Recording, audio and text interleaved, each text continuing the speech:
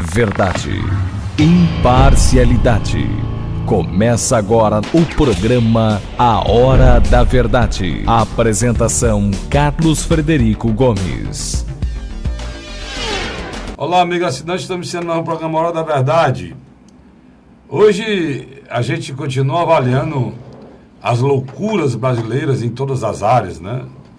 Na Câmara do Deputado, no Senado Federal, no Executivo e no Judiciário. O Judiciário, ultimamente, é quem tem mais lorota, né? Pra gente rir, pra gente sorrir, porque definitivamente não dá para levar as coisas do nosso país a sério. Não dá. Você procura, mas não dá. É uma tragédia cômica, né? Você ri para não chorar. A primeira turma do Supremo Tribunal Federal tomou uma decisão essa semana que ela conseguiu desagradar a todos, né? A todos. São coisas que a gente só acredita porque foi feita, né? O Ministério Público pede a prisão do seu Aécio e pede a sua cassação. A primeira turma do Supremo Tribunal Federal resolve afastá-lo e decide que ele não poderá sair de casa à noite. É o tal do recolhimento noturno, né? No meu blog, já o Vicente bota aí, o meu amigo Luiz Cláudio vai botar aí para você ver. Você entra lá, blog do casfirico.blogspot.com, e eu vou ler o que eu botei lá para você ver como esse país é moleque. Esse país, as coisas que acontecem são molecagem. Tá aqui, ó, blog do casfirico.blogspot.com. Lembrando, e bem aqui embaixo, ó, se você pode assistir o programa, esse programa que você tá me vendo agora, você pode assistir no blog. Você está de deslocamento, você não está em casa, você quer assistir o último programa da Verdade, você clica aqui, entra no blog, clica aqui e você assiste o programa com uma qualidade espetacular, né? A nossa qualidade aqui de sempre. Pois é, os ministros do Supremo Tribunal Federal, a última postagem que eu fiz, decidiram nessa terça-feira que o senador Aécio deve ser afastado do cargo e cumprir recolhimento domiciliar noturno. Eu nunca ouvi falar disso não, mas vamos lá. Esta decisão foi tomada pela primeira turma do Supremo em resposta ao pedido do Ministério Público, que solicitou a prisão e cassação do mandato do senador mineiro Aécio Neves, político que pediu propina de forma comprovada através de gravação feita pelo próprio corruptor, o senhor Joesley Batista, da JBS. Diante desse pedido, o Ministério Público, diante desse pedido do MP, a nossa Corte Suprema decidiu, em vez de caçar, afastar o senador. E no lugar de prender, como fez o senador Delcídio, já explicando, resolveu penalizá-lo no mínimo com a sentença curiosa, o recolhimento noturno do senador. E eu pergunto aqui no blog, quero perguntar olhando para você, será que o senador Aécio é vampiro? Deve ser. Porque eu me lembro que na Idade Média tinha a crença que existia vampiro, principalmente na Europa. Então, as pessoas que se duvidavam que elas eram filhas tinham um recolhimento noturno, eram amarradas. O Supremo Tribunal Federal é como esse país. Ele penalizou o senador S com o recolhimento noturno. De dia, ele pode fazer o que quiser, roubar, pedir dinheiro, enganar, fazer todo tipo de estripulia que ele sempre faz, que ele sempre fez e faz. Inclusive as contravenções e o roubo e a corrupção que ele comprovadamente fez, né? Mas à noite ele não pode. À noite eles têm que ser recolhidos, né? Nós já fomos recolhidos à noite pela violência, né? Nós brasileiros comuns, né? Ele não, ele vai ter que se acostumar. Para ele vai ser complicado, porque ele gosta muito da noite. Ele passa o dia em Brasília e à noite lá no Leblon, no Rio de Janeiro. É assim. Ele passa o dia em Brasília, pega um avião, um jatinho, e vai passar a noite lá no Leblon, no Rio de Janeiro, onde ele tem um apartamento, né? Ele vive, né, nesse vai e volta, é uma pessoa com muita disposição, Eu não sei que diabo que é que ele toma, eu não sei o que é. Sei que ele tem muita disposição, dá vontade. O tempo todo querendo correr e viajar de avião. Pois o senador Aécio agora, de uma maneira esdrúxula, foi condenado a ficar de noite em casa.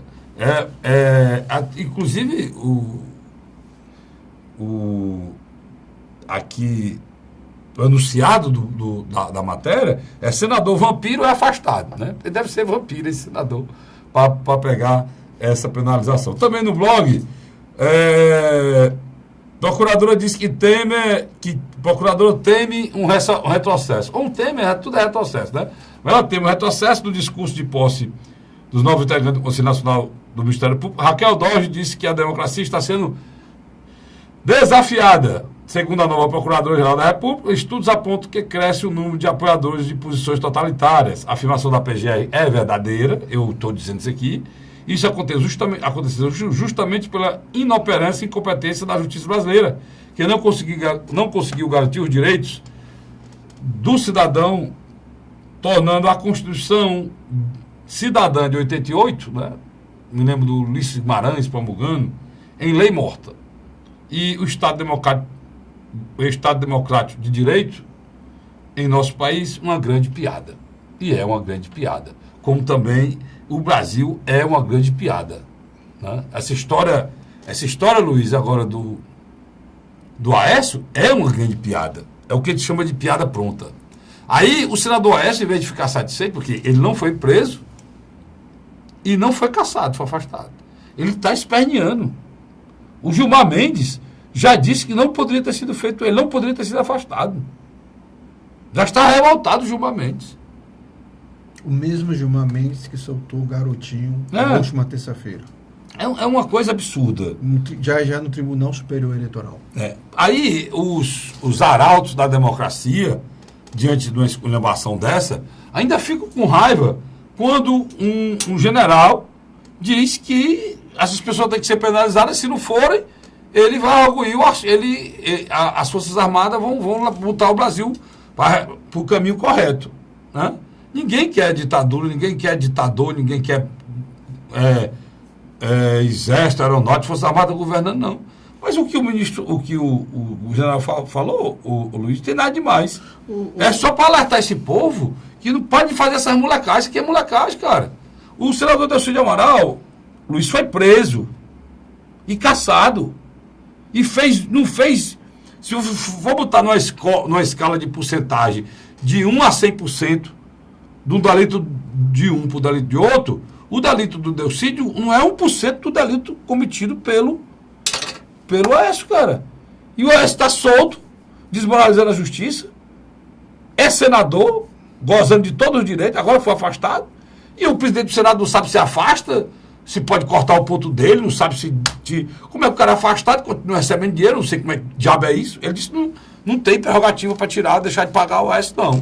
E ainda por cima, o outro diz que o Supremo não pode afastar o senador sem autorização, não pode prender o senador sem autorização do Senado. Né?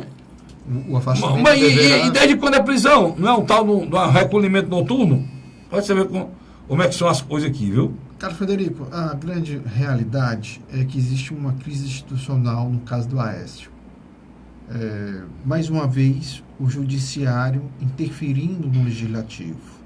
O caso mais conhecido nosso foi o afastamento de Eduardo Cunha, né?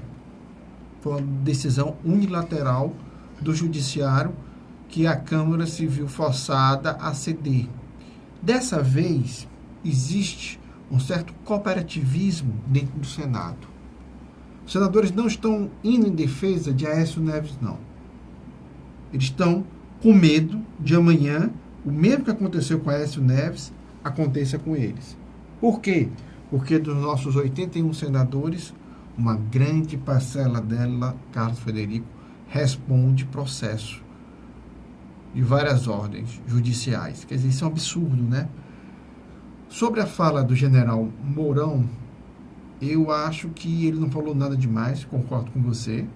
Eu acho que, pelo contrário, ele teve uma receptividade muito forte na sociedade. Por quê? Porque após 32 anos da saída dos militares, a democracia, ou nós chamamos Nova República, conseguiu demonstrar ser falha. Falha em todos os sentidos. Hoje, o Brasil passa por uma crise ética e moral tão profunda que também está estampada nas ruas, né? Nessa guerra urbana diária que nós enfrentamos. Eu não sei mais hoje, se você me mostrar uma cena de violência, eu não sei mais identificar de onde é que está acontecendo, porque acontece em todos os cantos ao mesmo tempo. Por exemplo, eu me lembro que nos anos 90, anos 80, quando a gente falava sobre a crise que acontecia no estado do Rio de Janeiro, para a gente era o fim do mundo, era um absurdo. Hoje não, né, Carlos Frederico? Hoje em Fortaleza as mesmas cenas se repetem. As facções dominando os bairros, aonde a sociedade organizada não se organizou, o crime foi lá na frente e se organizou. Isso é um tremendo absurdo. E estamos assistindo também, na minha avaliação, uma coisa inadmissível, como esse governador do estado de Janeiro, Pezão, ainda continua governando. Todos nós sabemos que ele era braço direito de Sérgio Cabral. Se Sérgio Cabral está preso, na pior das hipóteses, o Pezão era para ter sido afastado. Você quer ver um caso aqui nosso muito parecido? O prefeito de Aracati, Bismarck Maia, em função de um processo que ele responde de uma secretaria que ele fez parte, ele foi afastado do cargo. E eu acho que o que pesa contra Bismarck Maia é muito, muito, muito minúsculo mesmo em relação ao que pesa ao governador do estado de Janeiro, Pezão. No entanto, um foi afastado da prefeitura de Aracati e o outro continua ainda governando e assinando. Quer dizer, isso é um absurdo. Uma coisa é certa, Carlos Frederico. Eu acho que, de alguma maneira, esse vácuo político não vê uma boa hora para o senador Eunício de Oliveira. Por quê? Porque, como aconteceu com a queda do senador Delcídio Amaral, boa parte da população quer a queda de Aécio Neves, como também sua prisão. E uma coisa é certa, quem apostava que só um lado era penalizado, que era o lado do PT, do Partido dos Trabalhadores, do ex-presidente Lula, está assistindo agora que uma outra figura de tamanha projeção também hoje foi jogado às escuras, que é Aécio Neves. O presidente Michel Temer, mais uma vez, vai responder processo. Inacreditável de tudo isso. Como é que nós convivemos com um presidente e os seus dois principais articuladores políticos tendo que se explicar diariamente para a justiça? Isso é um absurdo, Carlos Frederico. O que nós estamos assistindo no Brasil é um filme de terror. E eu acho que, infelizmente, nós temos vários vampiros, tanto no Palácio do Planalto, como no Congresso Alto e no Congresso Baixo. A situação é complicada, a gente já sabia disso e o que, na realidade, o general Mourão falou foi garantias constitucionais dos poderes, né? Lá logo na primeira parte do artigo 140, ele fala nas garantias constitucionais, nas garantias constitucionais dos poderes, que é função também das Forças Armadas preservarem. E os poderes têm que funcionar. A gente vê coisa estarrecida nesse país. Por exemplo, eu estou vendo agora a ministra, a Procuradora-Geral da República, reunida com o Ministro da Defesa e várias outras pessoas preocupadas com o Rio de Janeiro, como vão combater o Rio de Janeiro, como vão combater aquela novela. A novela se confunde, né? Para você ter ideia, aquela senhora, aquela atriz que faz a mulher do traficante, aprendeu a fazer a traficante tendo aula com a própria mulher do traficante que está sendo procurado. Para você ter ideia que ponto está o crime organizado do nosso país, né?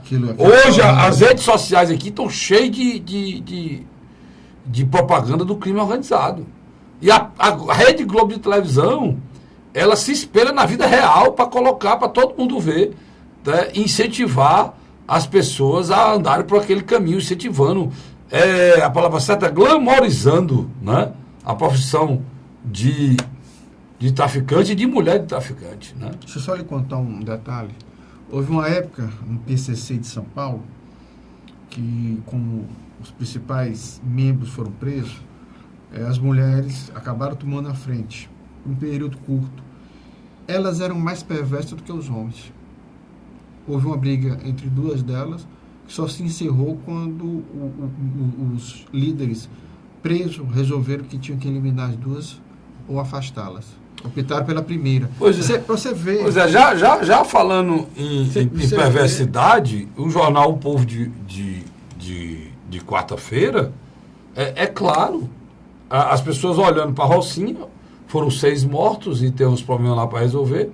E aqui no Ceará, aqui no bairro, se não me engano, Janguruçu, descobriram uma casa em que eram feitos julgamentos de pessoas feitos pelo crime organizado. E nessa casa acharam pedaços de seres humanos mutilados, cortados, esquartejados dentro desse tribunal. E a Procuradora-Geral e o Ministro da Defesa acham que o Brasil é só o Rio de Janeiro. Eu digo sempre que nós somos discriminados, até as nossas mazelas e até as nossas tragédias são discriminadas, porque não olham para a gente. É como se a gente fosse assim, um cidadão de quinta categoria. A Procuradora-Geral da República deveria se reunir com o Ministro das Forças Armadas, da Defesa, o senhor Raul Jungmann, e com os 3 generais que comandam as 3 Forças Armadas, junto com todos os secretários de Segurança e o secretário de Justiça, para discutir a questão da violência do Brasil, que é uma só. Do Aipoque ao Chuí é uma só. Do Rio Grande do Sul ao Amazonas é uma só. O que acontece no Ceará, acontece em Manaus, acontece no Rio Grande do Norte, acontece no Rio Grande do Sul. Recife também. Acontece em qualquer estado da federação. O Recife também. E é preciso... O Recife, há bem pouco tempo atrás, era exemplo de que a segurança pública deu certo. E eu dizia, rapaz, vocês estão endeusando um momento. Tá aí. O Recife hoje está... Implodiu de novo. Está pior do que aqui o Ceará. Que já foi pior, melhorou e agora piorou, mas o Ceará. Rio Grande do Norte não se fala, né? Que era uma cidade pacata. Não se fala, Natal se acabou. Né? Se você for no Rio Grande do Sul, estado rico, os presos estão sendo, Luiz, algemados e postos, macho. Que não tem mais vaga nos presídios. Você chega na delegacia, o xadrez está lotado, algemando, os caras ficam do lado de fora, macho. Algemado no local de botar bicicleta, naquela cinta do poste. O problema é nacional. Mas parece, Luiz, que só existe o Rio de Janeiro. A grande verdade é que esse processo que aconteceu na Rocinha está acontecendo em todo o Brasil. Midiático, né? É midiático. Mas especificamente a Guarda Nacional, hoje se discute qual é o papel do Exército. Teoricamente, o Exército deveria preservar as fronteiras, me corrija se eu estiver errado, contra um inimigo interno e externo. Esse é o grande erro das Forças Armadas. Mas eu não vou criticar, não. Não, lógico que sim. Eu não vou criticar, não, porque contingenciaram 40% dos recursos dela de um ano, cara. Como é que você... Um Brasil com um tamanho continental, o Brasil é continental, cara. Você pega a Europa todinha, cabe dentro do Brasil. Sobra espaço. Então, você, um país desse tamanho, precisa gastar dinheiro com suas fronteiras, sim. Porque hoje, Luiz, você tocou num ponto fundamental. O Brasil, a Bolívia, não tem consumidores de crack, Luiz. E é um grande produtor de crack, Luiz. Lá na Colômbia, não existe mais consumidores, como era antigamente. O problema da droga na Colômbia foi resolvido. No Peru também. Grande produtor, a Colômbia. O Peru, grande produtor. Todos esses países consomem coca. A folha, bota na boca, por causa da altitude, para não ficar tonto. Para circular. Agora, a droga, essa porcaria dessa borra da cocaína feita em pedra, que está destruindo as famílias, matando nossas crianças e jovens, Isso é consumido lá coisa nenhuma. Isso passou a ser consumido aqui. Com a conivência, Luiz, de todos os governos que deixaram isso entrar aqui. Com a conivência do governo federal, do senhor Fernando Henrique, até agora, o senhor Temer, que é exatamente esse espaço que a gente foi destruído. Com a conivência dos governos estaduais, a Cracolândia, por exemplo, é um nome criado aonde? São Paulo. Né? 30 anos quase. E a Cracolândia é o que hoje? É o Brasil. Era uma praça em São Paulo, hoje é o Brasil para ser chamado de Cracolândia. O nosso país hoje para mudar de novo para a Cracolândia. Nós estamos infestados de zumbis, dominados pelo crime organizado. E o governo federal, inoperante, não faz outra coisa a não ser se preocupar com denúncia. Os dois crimes organizados, o do tráfico e do Congresso, né? Pois é. Dos dois crimes organizados se salvando, né? E a população no meio, impressada entre o crime organizado da bandidagem e o Congresso Nacional, com o Executivo, o Planalto e alguns membros do Judiciário, outra gangue, outro crime organizado. Luiz colocou muito bem. Eu vou para o rápido intervalo, você está olhando ali para mim. Não sai daí não, que a gente volta já. Hoje tem assunto demais. Inclusive tem a carta do Palocci. Precisa uma carta bem feita, Luiz? Vamos ler ela aqui na íntegra? Sem dúvida. Ao PT. Vamos. Carta bem feita, bem colocada, verdadeira. E as verdades, quando são ditas, todo mundo lê e vê que não é mentira. Tá bom? Eu volto já. Não sai daí não. A Hora da Verdade.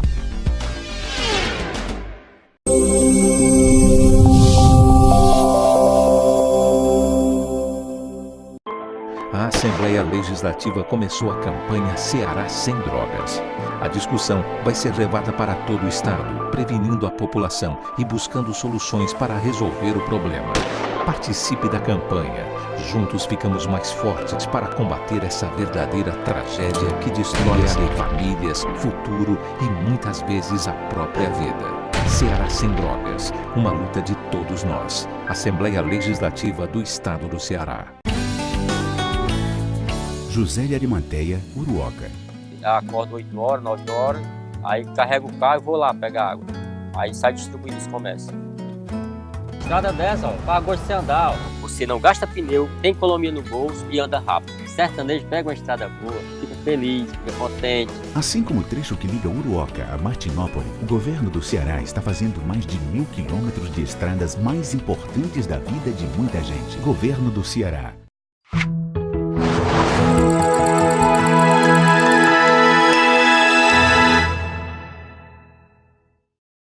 A Hora da Verdade. Já estamos de volta com o segundo bloco do seu programa, A Hora da Verdade. Programa de TV que veio inspirado no programa de televisão, no programa de rádio. O nosso programa de rádio, só na Rádio Cidade AM 860, já tem 10 anos, segunda a sexta. É o canhão de audiência do horário no estado do Ceará. No estado do Ceará. É o programa de maior audiência no horário na capital, com certeza, e aonde a rádio chega. Na capital, já provado e comprovado por blog, por pesquisa, por outras emissoras que não falam, né, porque não podem falar. É o programa Hora da Verdade, graças a Deus, que fez tanto sucesso e foi para o formato de televisão, e hoje também é um grande sucesso da TV+, também no blog do carlosfrederico.blogspot.com. Você assiste, o programa foi ao ar hoje, você no outro dia, posso dizer isso aqui, com a garantia do meu companheiro Vicente, está me ouvindo ali. O programa já estará no YouTube, já estará no blog do carlosfrederico.blogspot.com. Tá? Você assiste esse programa bem novinho, sai do forno, logo depois ele é exibido na TV+. Tá bom? E na TV+, na Multiplay e também em vários outros canais que nós vamos falar aqui durante outros programas. Tá bom? Pois é, Luiz. Mudando um pouco de assunto, mas não deixando de sair da crise, né? O Palocci não fez delação, mas é como tivesse feito, porque ele está falando mais verdade do que muito delatório, né? Ele resolveu abrir o coração e falar a verdade. Isso não, a gente precisa ressaltar que ele não deixou de ser bandido por conta disso. Tudo que ele fala de ruim, ele tem que se incluir, porque ele fez tudo isso junto com Lula. E cada dia que passa, as vísceras do Lula são expostas. Infelizmente tem gente que ainda diz, ó, nós só iremos acreditar quando provar. Eu não sei qual é a prova, até condenado ele já está, né? Então não sei o que é que estão esperando para provar. Eu já disse, repito, algumas pessoas ficam com raiva, mas eu vou falar. Se você concorda com tudo que ele fazia, você não fala em direito, você não fala em moral, você não fala em ética, você não fala em honestidade, você não fala em princípios. Se você concorda com tudo que o Lula fez, se você acha que ele é inocente, deve ficar solto de ser candidato, você não tem princípio nenhum em relação à honestidade, probidade, respeito, ética, espírito puro. Porque tudo que o Lula fez, todas as coisas que ele fez não se enquadra com nenhum adjetivo dele. Se enquadra com corrupção, roubalheira, bandalheira, canalice. Eu posso, como eu faço, reconhecer que no primeiro governo dele e no segundo governo dele teve muitos êxitos. E posso enumerar os êxitos, como eu sempre faço. Mas eu não posso dizer que esses êxitos dão direito ao presidente Lula de desrespeitar a Constituição, de respeitar as leis, de fazer bandalheira, de pegar o dinheiro público quebrar o país. E colocar para meia dúzia de vagabundo, né, de quebrar o país. Vou lhe dar um exemplo claro. O governador Camilo Santana está, Luiz, judicializando o processo. Aí me perdoe, governador, mas o senhor era para ter feito isso antes, em relação ao metrô de Fortaleza. Porque o que o presidente Lula com a presidente Dilma fizeram com o estado do Ceará não é brincadeira, não. Eles eram para chegar no estado do Ceará e ser recebido com ovo podre.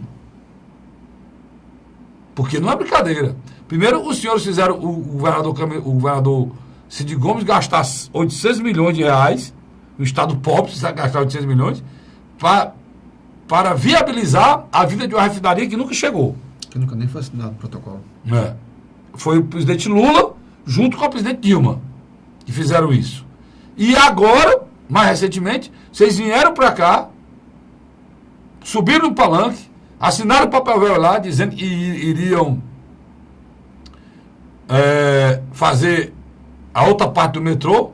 O governador caiu no canto da sereia e a parte do Estado, que era a contraparte do Estado, comprou imediata, que é os tatuzões, que são as tuneladoras, e vieram para cá, já estão tudo enferrujada, e o dinheiro, 1 bilhão do BNDES não veio, e nem veio 1 bilhão do Tesouro. E sem os 2 bilhões não fazem o metrô, e o governo do Estado, há bem pouco tempo atrás, tinha que gastar dinheiro ainda para manter esse equipamento, que já está se acabando. O governador Camilo Santana judicializou o processo, entrou na justiça, cobrando do BNDES e do governo federal que resolva o problema. Está assinado. E nós temos um caso ímpar. Nós temos só pequenos trechos que funcionam, que não se interligam, né? Para piorar a situação. É inacreditável. É surreal. Qualquer estrangeiro chegar em Fortaleza não é acreditar numa coisa desse. O metrô, que tem várias partes que não se interligam. Se for terminado... Não, mas estou falando aí do VLT. Exatamente. Eu estou falando do metrô. O metrô, da onde ele sai. Ele sai lá da Estação das Flores e vem até o centro da cidade. O VLT, que tem uns pedaços prontos e outros não. Exatamente. É o VLT.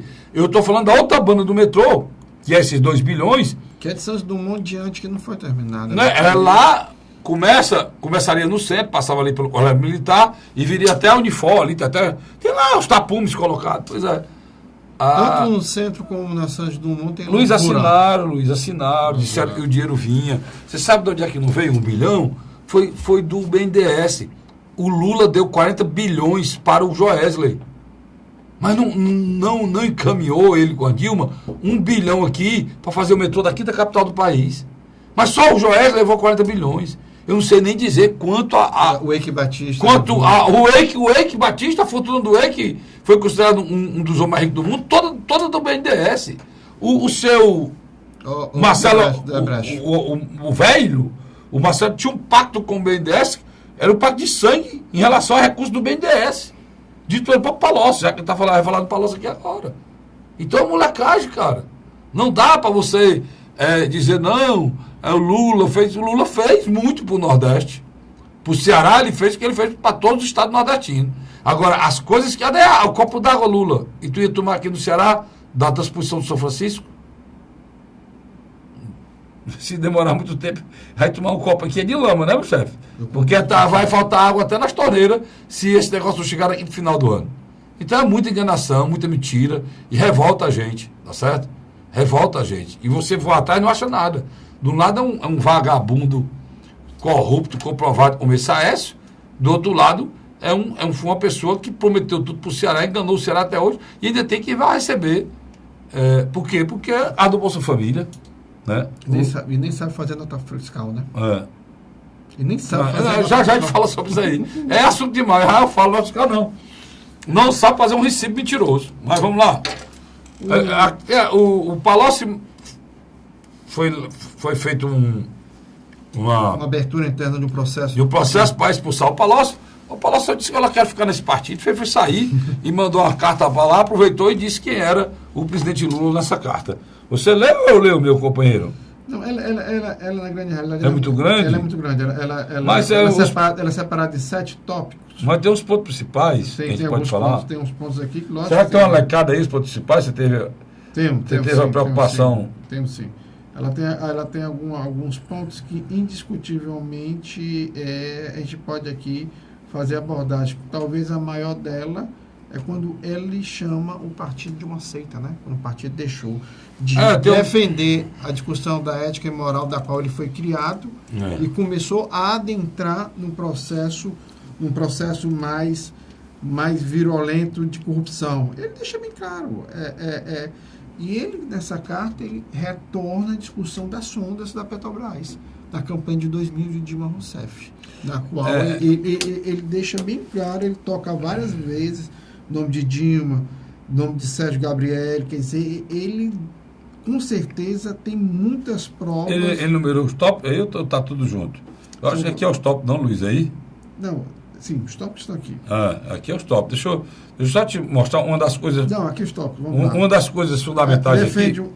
Deixa eu mostrar na carta do Palocci diz. Para a gente não perder o raciocínio, e você falou, o que o Luiz está falando é exatamente isso. Desculpa, a sensibilidade dele é grande. Não, eu não fui lá, não. O que você falou é exatamente o que você falou, bote lá nos tópicos lá, eu quero lhe mostrar. O que você falou das sondas é exatamente o encontro do Palocci com Lula, o Sérgio Gabriel e a Dilma. Né? Tá aqui, ó. Deixa eu te mostrar. Eu estou em cima do que você falou. Aqui, ó. Os tópicos estão esses. Lula, Lula ele disse o seguinte, que Lula encomendou o que o Luiz está falando aí, viu, Luiz? Sondas e propinas em uma reunião com Dilma, eu já sabia do assunto, só dizendo. Com Gabriel, Sérgio Gabriel, presidente da Petrobras, no Palácio Alvorada. Aí ele abre aspas e diz o seguinte: na cena mais chocante que presenciei do desmonte moral da mais expressiva liderança popular que o país construiu em toda a sua história. Ele ficou horrorizado em o Lula pedir para montar um esquema junto com o presidente da Petrobras, na frente dele, Palocci, na frente da presidente da República e do presidente da Petrobras e ele, ex-presidente. Na época candidata, né? Na época candidata. Ele diz aí também que o Lula falou também, ele fala aqui na questão da seita. Ele deixa bem claro que o partido abriu mão de ser um partido que iria modificar a sociedade para se tornar hoje um partido que literalmente segue uma liderança que ética e moralmente não tem nenhuma condição, mas que se tornou voz reinante entre eles. Ele disse que Lula sucumbia ao pior da política no melhor dos momentos do seu governo. E que o governo do Lula, que nos melhores anos do governo, Lula nos melhores momentos do governo Lula, já se via a peçonha da corrupção se criando para depois tomar conta de todo o cenário. E sim. O Antônio Palocci, de alguma maneira, cara Federico, ele faz uma autocrítica que o PT não fez. Ele o faz, tá entendendo? Ele o faz. Coisa que o Partido dos Trabalhadores, na minha avaliação, perdeu o bonde da história. Se o PT tivesse, desde o início, quando a crise começou a estourar do Lava Jato, feito uma autocrítica, expurgado alguns quadros a gente vem cobrando isso há quantos anos, Luiz? Aqui? 3 anos. Há 3 anos. Mas sabe por que isso não aconteceu? Ele disse por que isso não aconteceu. Somos partido político sob liderança de uma pessoa de carne e osso? Ou somos uma seita guiada por uma espécie de divindade? Pronto. Ele disse que o PT é uma seita e a divindade é o Lula. Sem Tá aqui. dúvida. Tá aqui. E ele era um dos cardeais desse processo. Palocci conhece por dentro como é que funcionava a Ele máquina. disse, mas ele pergunta até quando? Até quando? Ele bota nós, né? Como petista, ele vamos fingir, acreditar na autoproclamação do homem mais honesto do país. E o Lula, se diz. Na autoproclamação, que ele se autoproclama. Essa crise do Partido dos Trabalhadores, eu acho que literalmente implodiu internamente. Até mesmo correntes, outrora silenciosas sobre esse processo, já começam a questionar até que ponto vão seguir o ex-presidente Luiz Inácio Lula da Silva. E eu vou lhe dar um fato novo. Desde a semana passada, o Partido Comunista do Brasil, PCB, já começa a pensar em lançar uma candidatura própria ou, literalmente, não sair com o Partido dos Trabalhadores. Pois é, eu estou pensando até em levar o presidente do PCdoB para conversar com a gente lá conversar comigo Nosso lá querido Luiz Carlos. lá no programa Pela Ordem. Quer dizer, você já nota que entre eles mesmos já começa a haver desconforto. E você bem sinalizou alguns dias atrás, eu acho que o próprio Ciro Gomes já também começa a se afastar, né? O Ciro só não está melhor porque ficou nessa posição dúbia, né? Ficar meio lá, meio cá, meio lá, meio cá, meio lá, meio cá. Eu discordo de você. Eu acho que, pelo contrário, o Ciro não ficou numa posição dúbia. Ele tomou partido, disse que foi um erro, que foi um golpe, a saída da Dilma, que o PMDB é um partido de pessoas que estão ali só mesmo para roubar Não, aí o você dinheiro está público. falando do PMDB. Eu estou dizendo, Não, deixa eu terminar. Que eu estou falando da postura dele em relação ao PT. Não, estou dizendo. Aí ele disse que o PDT deveria, junto com os partidos de oposição, construir uma frente e tal, quando o Ciro teve aquele choque de realidade. Qual foi o choque de realidade, Carlos Frederico? A passagem de Lula por Alagoas, colocando no mesmo palanque dele, nada mais do que Renan Calheiros. Ali eu começo a notar que há um divórcio entre Lula e Ciro. Ciro começa a se distanciar. Começa a notar que o discurso do Lula muda de acordo com os interesses dele. E é uma verdade. Tanto que a presidenta do Partido dos Trabalhadores chega a dizer em bom som, se Lula não puder concorrer em 2018, o Partido dos Trabalhadores vai boicotar as eleições gerais. Que seria um privilégio nosso, né? Que seria muito bom que se isso acontecesse. Não, boicotar, não participar? Não participar. Era muito bom que não só o PT, os partidos envolvidos, a opção, já tivesse afastado, já tivesse sido extinto. Banidos, afastado definitivamente. Eu não sei por que nós não temos uma legislação que faça isso. Eles não eram para falar mais nem política. Não só o PT, como o PMDB, como o PP.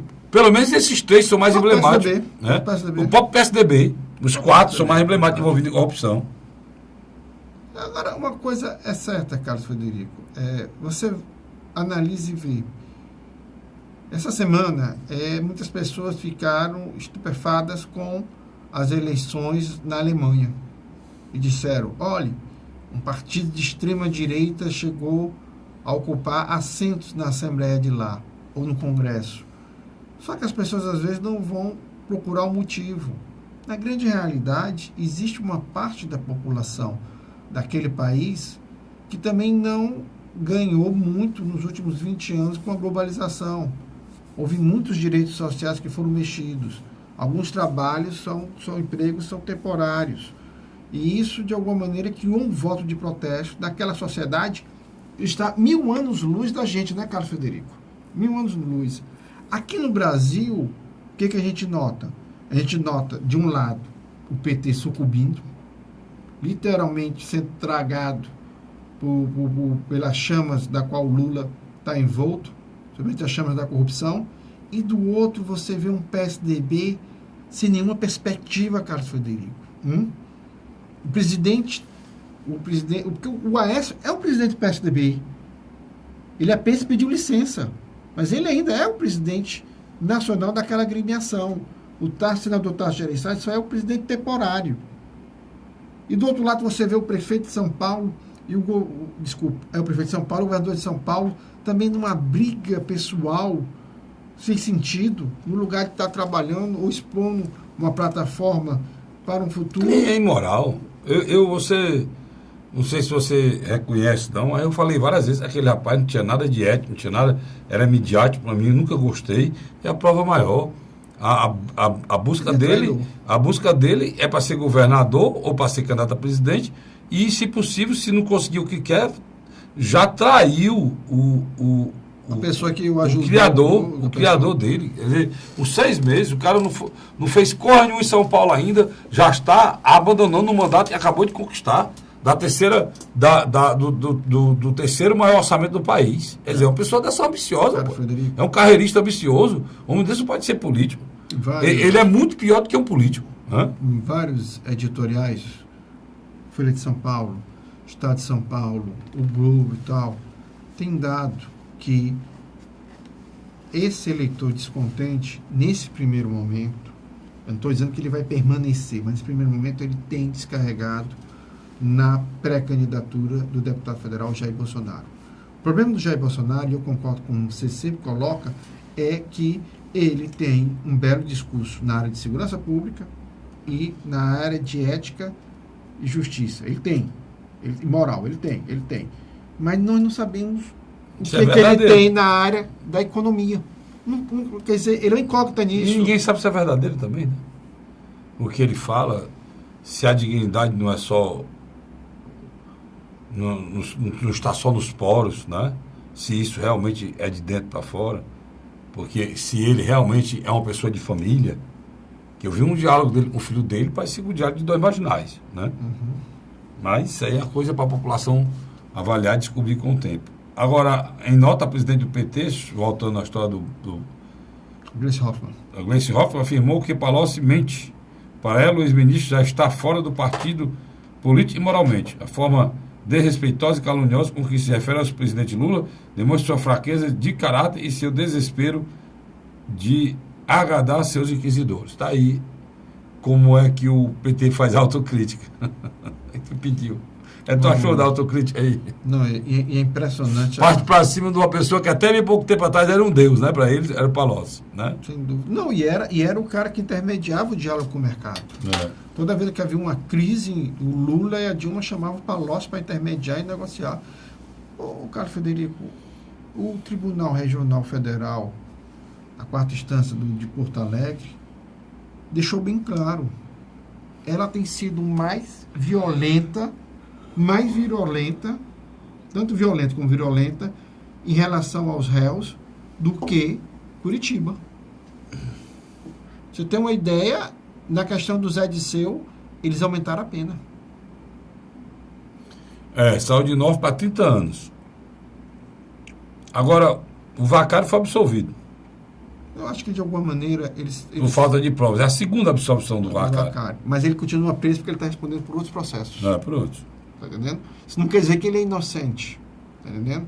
Eles colocam que não há provas conclusivas em relação a ele. Mas em relação ao Zé Disseu e outros mais, como o Duque, ficou comprovado que houve, sim, tráfico de influência para enriquecimento e caixa 2 do Partido dos Trabalhadores. Uma coisa é certa, Carlos Frederico. Se pelo andar da carruagem que nós estamos assistindo hoje... O que você quer dizer? Eu acredito que o Lula não sobrevive na segunda instância. O Eunício indica que levará o afastamento da AES ao plenário do Senado. O que é que você acha? Eu acho que ele não devia ter feito isso. Por quê? Ele devia ter... Peraí, diga que eu não. Para aí, estátua. Vamos ir pro... O Luiz disse ali, eu lhe parasse aí, fiquei aí paradinho. Estatelado aí. Estatelado é ótimo. É estátua, mano. Tu se lembra de estátua? Tá, que o Vicente aqui rindo aqui, o Luiz também. Pode ficar, mas não pode parar de rir, não, Luiz. Eu vou pro rápido intervalo e volto já já. O Luiz vai dizer o quê? Sobre o quê? Eunício Oliveira, o Senado e o caso Aécio Neves e o Supremo Tribunal Federal. E vamos falar também da coisa aqui no Ceará, já já. Sai daí não, volto já. A Hora da Verdade.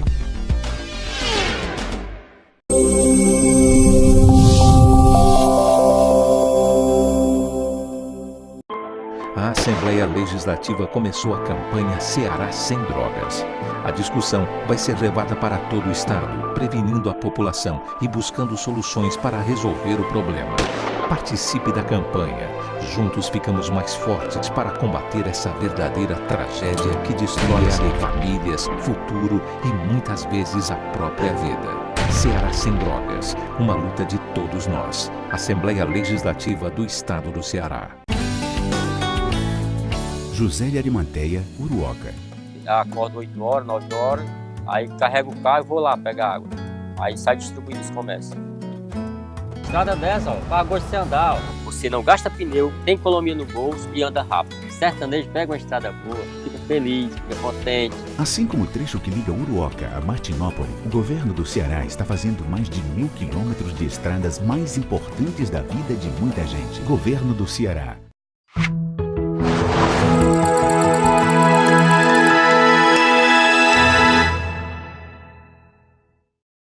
A Hora da Verdade. Estamos de volta, o terceiro bloco do nosso programa Hora da Verdade, terceiro e último bloco. Passa ligeiro, o Luiz está falando muito hoje, o negócio está andando ligeiro. Viu, Luiz?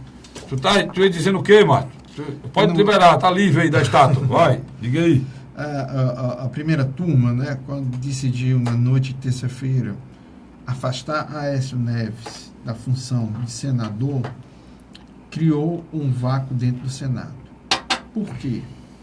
Aécio Neves era um dos principais auxiliares do governo Michel Temer. E principalmente em torno de quê? Em torno de enfraquecer o processo do Lava Jato. Muitos senadores estão assustados, Carlos Frederico.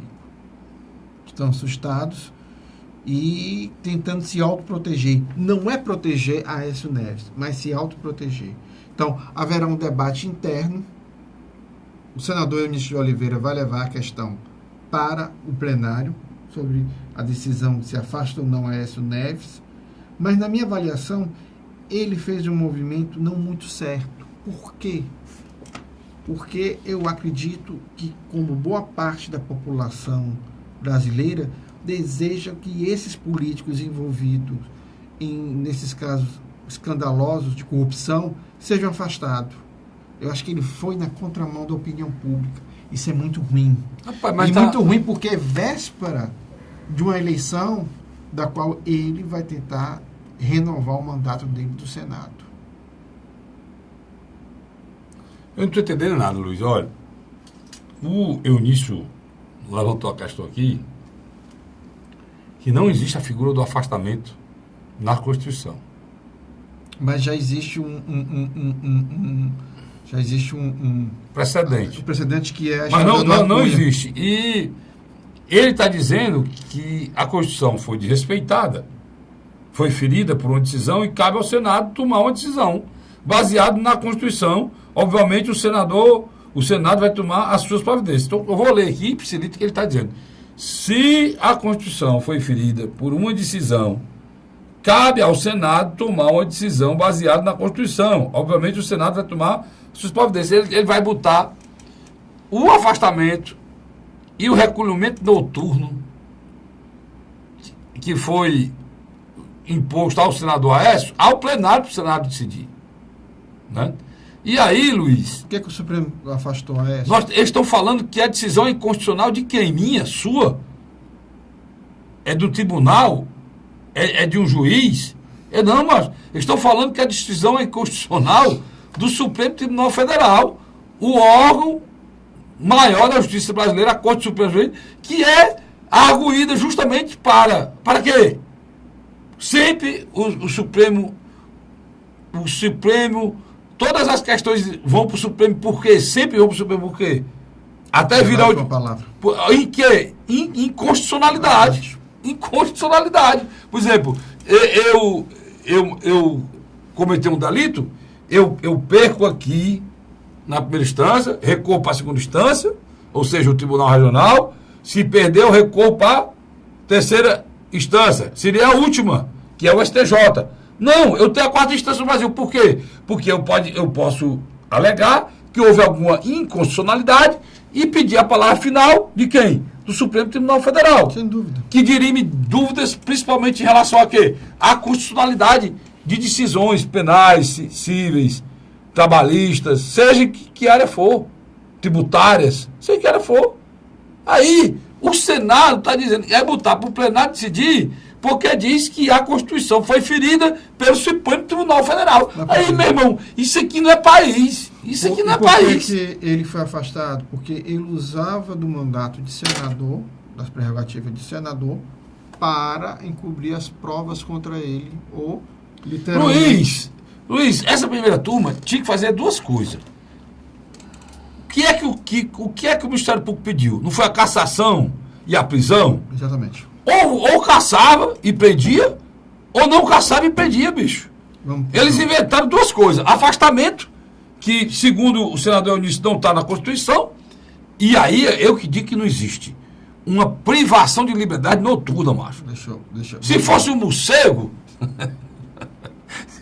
Se fosse o morcego, era privação. Era privação da liberdade total. O morcego só anda de noite.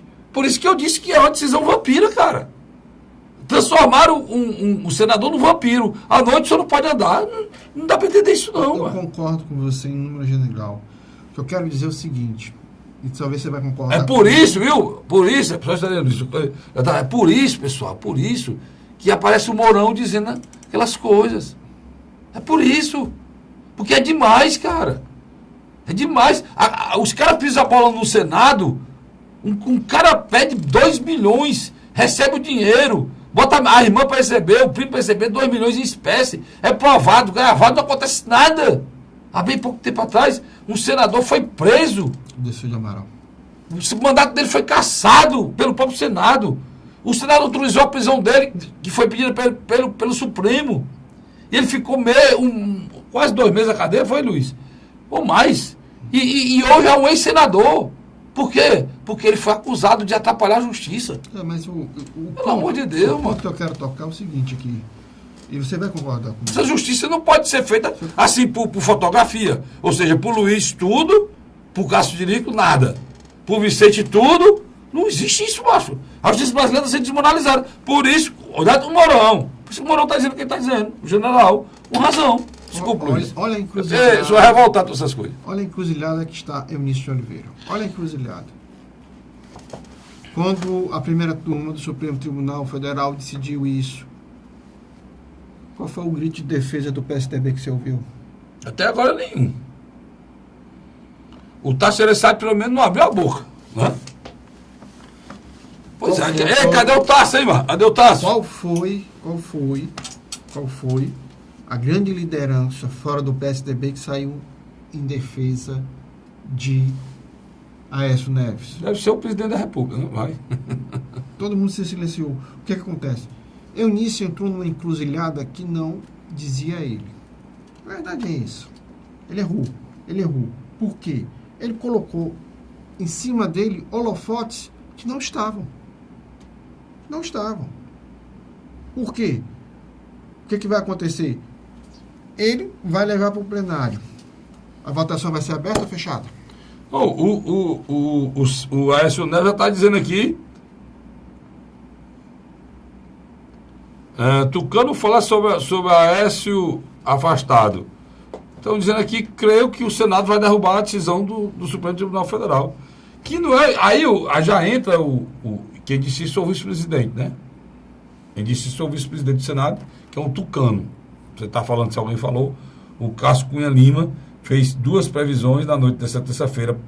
O plenário do Senado está obrigado a se manifestar totalmente sobre a decisão do Supremo Tribunal Federal, que cerceou a liberdade de Aécio Neves, que o Senado derrubará a decisão do Supremo. Bora ver se vai derrubar.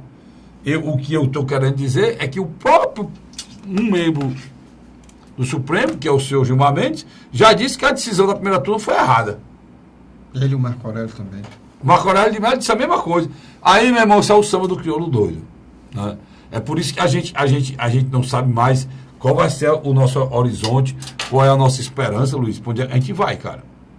Porque numa decisão simples, um senador corrupto, comprovadamente corrupto, mas se o senador... numa gravação feita pelo próprio corruptor, que foi o senhor Joelis Batista, gravando ele, e disse até que ia mandar matar o sobrinho dele. Se ele desse uma língua nos dentes. Pelo amor de Deus, cara. Aí um cara desse, o Supremo Tribunal Federal tem que, porque não pode dar uma decisão, tem que caça e prende. Ou caça e não prende. Ou prende e não caça. Não pode tomar decisão. Aí inventa afastamento e recolhimento noturno, mas a gente recolhe de noite, é carro, é caminhão, é ônibus. Não existe recolhimento noturno de gente, não, mas. Estou entendendo o que você está falando. Você está dizendo que numa sequência de erros, né? Numa sequência de erros, a situação se agrava mais. E a desmoralização, porque eles ficam criando decisões tupiniquins, nossa, para agradar e para não desagradar, para afagar e para... Por que eles não prenderam o Aécio? Não tinha elementos para prender, Luiz? Tinha, sim. Tem elementos para prender. Tem elementos para afastá-lo? Tem. Por que não tomaram a decisão? Não, por quê? Porque eu não quero desagradar. O cara teve 50 milhões de votos, né? Deve ter favores, aí vocês permitem às pessoas, a justiça permite, as pessoas começam a fazer conjecturas, ilações, né? Pensamentos hipotéticos do que está por trás de uma decisão dessa. Começa. Aí depois a justiça acha ruim, né? Os procuradores acham ruim quando a gente não confia, mas vão se encontrar por detrás do apelido de cerveja, né? Para discutir com um advogado do cara que ele denuncia. Aí diz, o presidente da República está se encontrando com pessoas errado, fora da agenda. E eles reclamam que o cara se encontra e faz a mesma coisa. Quer dizer, a justiça, mas ela não se manca. Esses dias, eu estava escutando você no seu programa, de 9 às 10 da manhã, na M Cidade. E você falou primeiro da viagem do governador Camilo Santana à China. E também falou da passagem dele na volta pela Europa, e na qual ele trouxe boas notícias. A vida da Uber, da Air France, vai ser bom para Fortaleza, para o estado do Ceará?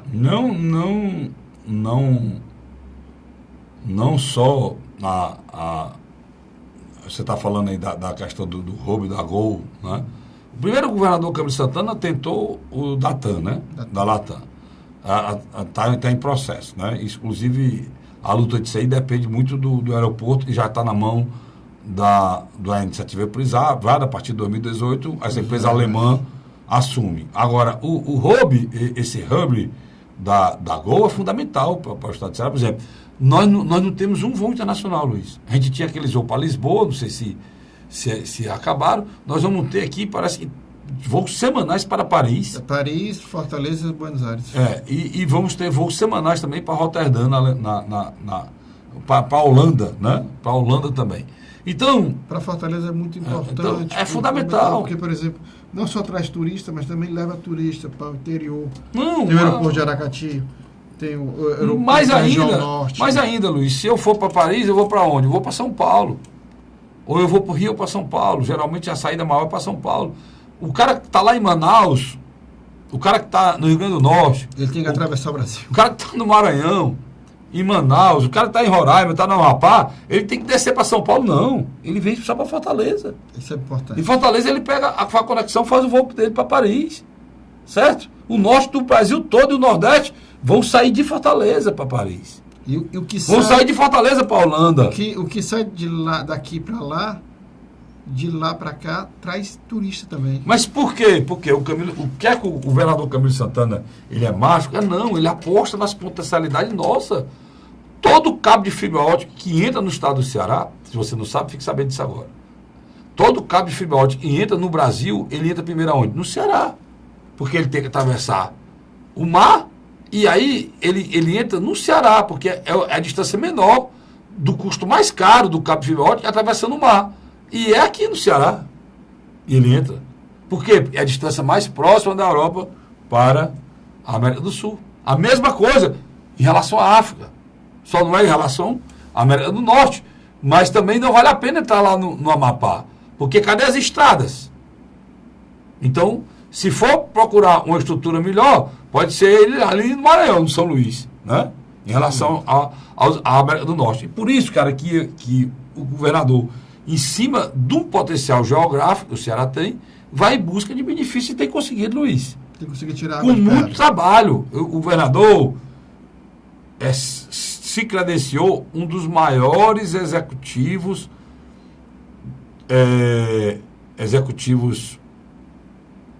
governantes executivos do país. Porque ele governa o estado pobre, encravado na região pobre, no Nordeste brasileiro, semiárido, e tem, Luiz, conseguido tirar água de pedra. O Ceará tem o terceiro maior investimento do país, Luiz. Em valores proporcionais, o Ceará é o maior investidor do Brasil. Em termos nominais, é o terceiro, cara. Nós estamos infinitamente... Hoje o Ceará investe mais do que Rio de Janeiro e Rio Grande do Sul. O próprio São Paulo. O Ceará só pede para São Paulo. Não, em nominal, mas em proporcional é muito maior. Então, o Ceará, ele se coloca para o Brasil como o exemplo a ser seguido em austeridade, em trabalho, em dignidade do governo. E não para. Você vê o Hub, o governador esteve agora na China, e na China tem notícias espetaculares, Luiz. O governador pode ter conseguido na China agora a PPP necessária para botar esse aquário para funcionar, para não dar o prejuízo ao Estado, e já deu 100 e tantos milhões. E se o governador conseguir essa PPP, o aquário vai trazer mais turista ainda Sim, o aquário ele chegou para o Ceará. Ele chegou a um ponto que nós temos terminado. Outra notícia, o governador, porque tem que terminar. Você colocou, você falou tudo, não adianta mais. O certo era não ter feito. Mas já tem mais de 100 milhões lá. Então tem que terminar. Botando o quê? Um tostão do Ceará? Não. Não é um tostão mais do governo do estado do Ceará. É uma parceria privada. Como é o Castelão. Né? Então termina com parceria privada. A outra notícia boa, também da viagem à China, é que o governador encaminhou de uma forma muito concreta a possibilidade da refinaria. Ou seja, já que a gente gastou aquele dinheiro lá... Você já imaginou já que a região do P100? Pois é, o dinheiro foi gasto. O terreno está lá. Está tudo desapropriado, pago, tudo pronto esperando. O governador está em busca de viabilizar. E parece também, e vai conseguir viabilizar. Só entre nós temos que trazer aqui o prefeito de São Gonçalo do Amarante, né? Porque, sem dúvida, se isso se concretizar, aquela região vai dar um salto econômico enorme. Aí, uma missão para você, pense, mas eu acho difícil. Você não vai. Você quer trazer Cláudio. O Cláudio no ano 2018 ou 2019? Em breve. É difícil você conseguir isso aí. Mas o Claudinho tem trabalhado. É uma pessoa inacessível. É difícil, essa pessoa muito importante, eu não arrisco dizer que não, a gente pode ser desmoralizado. Aquele rapaz, ele é muito importante para vir um programa como o nosso. A gente pode até trazer o governador Camilo, mas ele acha difícil. Eu vou pro rápido intervalo? Não, terminou o programa, ele chega. A você, assinante, obrigado e até a próxima semana, se Deus quiser. Muito obrigado pela audiência. Até lá.